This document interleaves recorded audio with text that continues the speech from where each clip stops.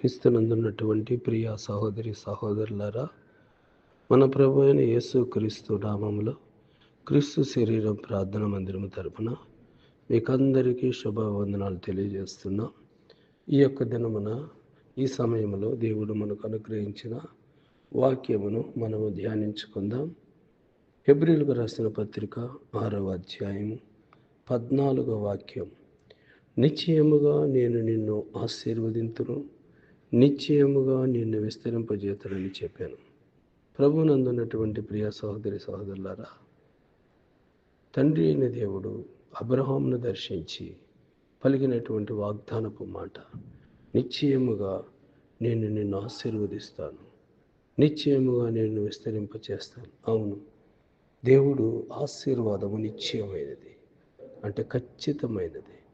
కాబట్టి రాత్రికాల సమయం, ఈ యొక్క సమయమునందు ఖచ్చితముగా మిమ్మల్ని ఆశీర్వదిస్తానని ప్రభు వాగ్దానం చేస్తున్నాడు. అబ్రహామును నిశ్చయముగా ఆశీర్వదించినటువంటి దేవుడు ఈ రాత్రి మనల్ని కూడా ఆశీర్వదిస్తానంటున్నాడు. అయితే దేవుని ఆశీర్వాదము శాశ్వతమైనది. దేవుని ఆశీర్వాదము శాపమును వెళ్ళగొట్టి దీవెనకరమైన స్థితిలోనికి నడిపిస్తుంది. కాబట్టి ప్రతి ఒక్కరికి దేవుని యొక్క ఆశీర్వాదము అనుగ్రహించబడాలని, పొందుకోవాలని ఆశ కలిగి ఉన్నప్పుడు దేవుడు ఆశపడ్డ ప్రాణం తృప్తిపరుస్తాడు. కనుక అబ్రహామును ఆశీర్వదించినట్లుగా మనలను కూడా ఆశీర్వదిస్తాడు. అబ్రహామును ఎలాగ ఆశీర్వదించాడు అని అంటే, అబ్రహాము యెహోవాను నమ్మెను, అది అతనికి నీతిగా ఎంచబడెను. నీతి, ప్రియమైనటువంటి దేవుని బిడ్డలారా, నీతిమంతుల తల మీదకు ఆశీర్వాదం వస్తుంది. అయితే నీతిమంతులు దేవుని యందు విశ్వాసం, దేవుని యందు నమ్మిక అబ్రహాము కలిగింది. అయితే ఈ యొక్క సమయంలో నీతిమంతుల తల మీదకి ఎలాగైతే ఆశీర్వాదం వస్తుందో, అలాంటి ఆశీర్వాదము మనం పొందుకోవాలంటే, నిశ్చయముగా విస్తరించాలంటే, రాత్రి నీకు కావలసినటువంటి ఆశీర్వాదమును పొందుకున్నటకు అర్హత ఏందనంటే, ఆయన మరొక వాగ్దానం చేస్తున్నాడు. హెజ్కేలు గ్రంథము 36వ అధ్యాయం 26వ వాక్యములో, నూతన హృదయమును మీకు ఇచ్చేదను, నూతన స్వభావం మీకు కలుగు చేస్తాను, రాతి గుండె తీసివేసి మాంసపు గుండెని మీకు ఇచ్చేదను. మనలో దేవుని యొక్క ఆశీర్వాదమును పొందుకొనకుండా అడ్డుపడేది ఏంటంటే రాతి గుండె. ఈ రాతి గుండె అంటే విశ్వాసం లేని హృదయం, విశ్వాసం లేని జీవితం. దేవుని మాట యందు విశ్వాసం లేనటువంటి ఈ రాతి గుండెను తీసివేసి విశ్వాసము కలిగిన హృదయముగా, నూతన హృదయముగా దేవుడు మారుస్తానని ప్రభు సెలవిస్తున్నాడు.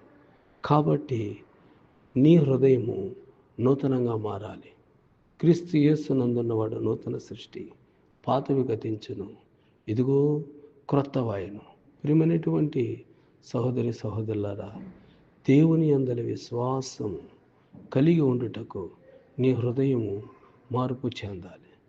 దేవుని యొక్క ఆశీర్వాదములన్నీ పొందుకున్నటకు నీ హృదయము నూతనంగా మార్చబడాలి. నూతనమైన స్వభావం నీకు రావాలి. అలాగిచ్చుటకు దేవుడు సమర్థుడు. కాబట్టి నూతన హృదయము నీకున్నప్పుడు దేవుని యందలి విశ్వాసం కలుగుతుంది. దేవుని యందు బలమైనటువంటి విశ్వాసం కలిగి నువ్వు ప్రతి దీవెన ఆశీర్వాదము దేవుని వలన పొందుకుంటాం. కాబట్టి అబ్రహాము పొందిన ఆశీర్వాదములన్నిటికీ మూల కారణము అబ్రహాము దేవునిపై ఉంచిన విశ్వాసం. నీవు కూడా దేవునిపై విశ్వాసం ఉంచినప్పుడు నీకు ఆశీర్వాదములను దేవుడు కలుగజేస్తాడు. కాబట్టి రాత్రికాల సమయమునందు నూతనమైన మనస్సును నీకు కావాలని, నూతనమైన మనస్సు అనుగ్రహించబడిన తర్వాత, హృదయం అనుగ్రహించబడిన తర్వాత నిన్ను ఆయన నిశ్చయంగా ఆశీర్వదించి నిశ్చయంగా నీ కుటుంబాన్ని విస్తరింపచేస్తాడు. కాబట్టి మాట ఇచ్చి మాట తప్పుటకు ఆయన నరుడు వంటి వాడు కాదు, కానీ చెప్పిన మాట నెరవేర్చుటకు మనం ఆరాధిస్తున్న మన ప్రభు భూమి ఆకాశములను సృజించినటువంటి సర్వ సృష్టికర్త.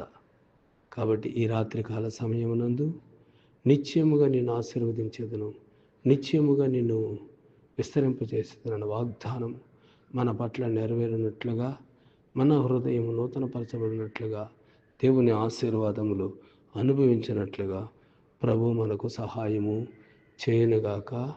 ఇట్లు దేవుని సేవలో మీ సహోదరుడు చంద్ర.